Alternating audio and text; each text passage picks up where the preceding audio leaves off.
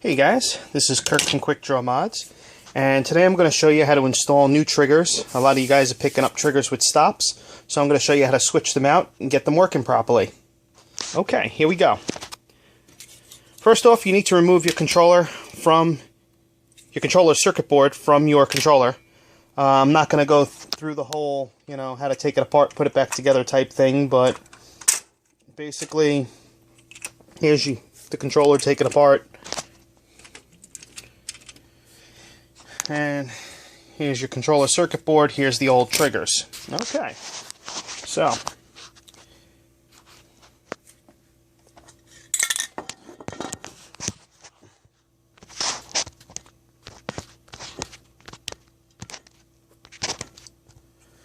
basically you have your trigger that's connected to your actuator arm, which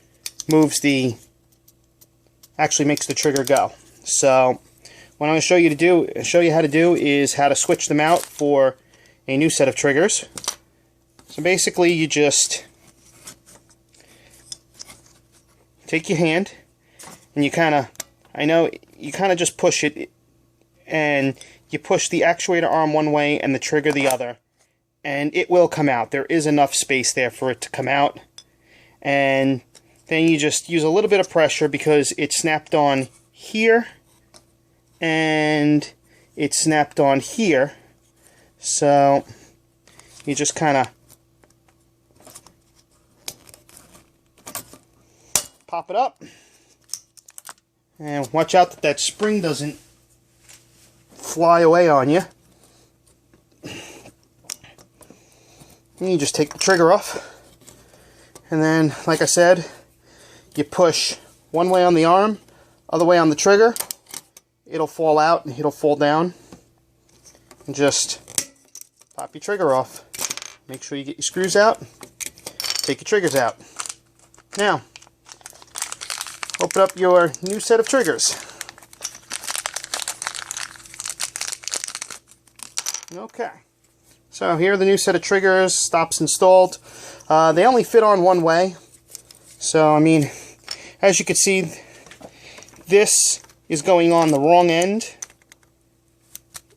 It just doesn't want to fit right. And if you do actually kind of force it on, you'll see that the actuator arm catcher doesn't fit. So make sure you use the right trigger. There you go. See how easy it goes right on? Watch again.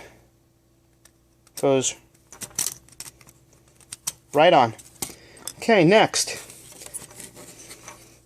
you'll see you see this green groove? This is where you put the spring on. There you go. And the other end of the spring goes on this plus right here. See this plus right there? So you might have to work it with your hands a little bit. Trying to do this on camera is kind of hard, but there you go. And then once you snap it into place, it goes on its own. And there you go. But your trigger's not going to do anything because your actuator arm is down. So it's always in the off position, because you didn't reattach it. So just kind of take your finger and kind of pull the trigger actuator arm catcher. Just kind of pull it and take your screwdriver and push up. And it'll, if you pull it apart far enough, you can't break it, it'll snap on. So let's do the other one. There you go. And then, like I said, put it on the little green post, or whatever color trigger you have. There'll be a post inside your trigger. Line up your spring with the X right there. And as you can see, it went on. It's there. Can't miss it. It's on. And then, again, push your actuator arm up and pull out and snap it in. That's it. It's on. So now you've got your new set of triggers on, whether you have triggers just the new color or if you went with triggers with stops. they're right on, you're good to go. Save your old triggers in case you ever want to use them again. And don't forget to put your thumbsticks back on.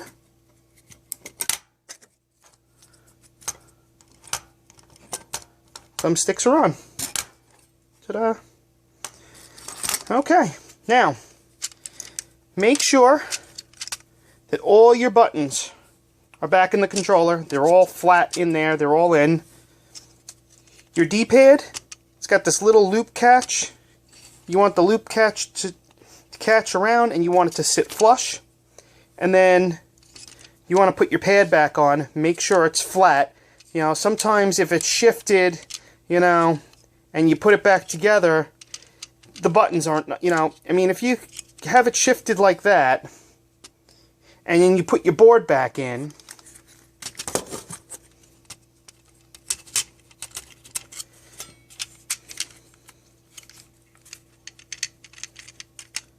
it just doesn't catch right. You can kind of see the pad is not there.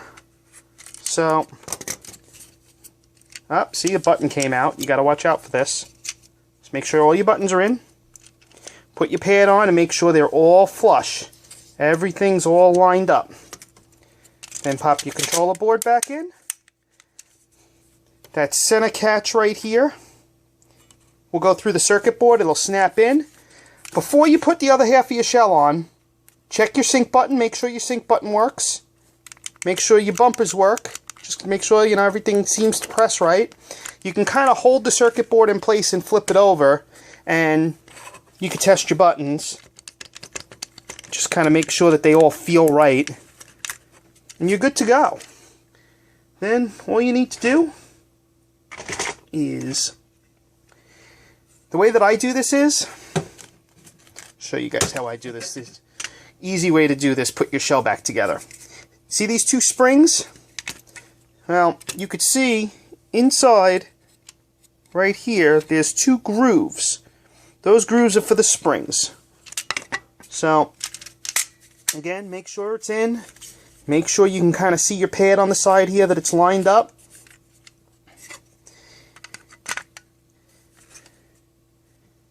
Okay.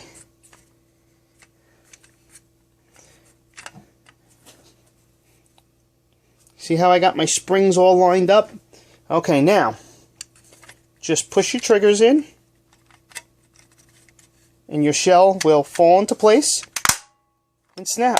That's it. It's done. You should kind of see your springs properly in their battery cover case, in their grooves. And again, you can check all your buttons. Make sure everything works. Make sure your sync button clicks, your bumpers work. There's your triggers. You're good to go. It's that simple. So, that's how you install new triggers in your controller, and how you put your controller back together. This is also a great video for anybody who might have attempted this and it's just certain things don't seem to be working. Go back and check your work, open up the controller, make sure you actually snapped your actuator arms back onto the new triggers, make sure that your button pads are lined up when you put the controller back together, or else sometimes certain buttons won't work. You know, check your sync button up top, make sure, you know, you can feel it press, check your bumpers, and you're good to go. That should be everything you need to replace the triggers in your controller. Thanks for watching.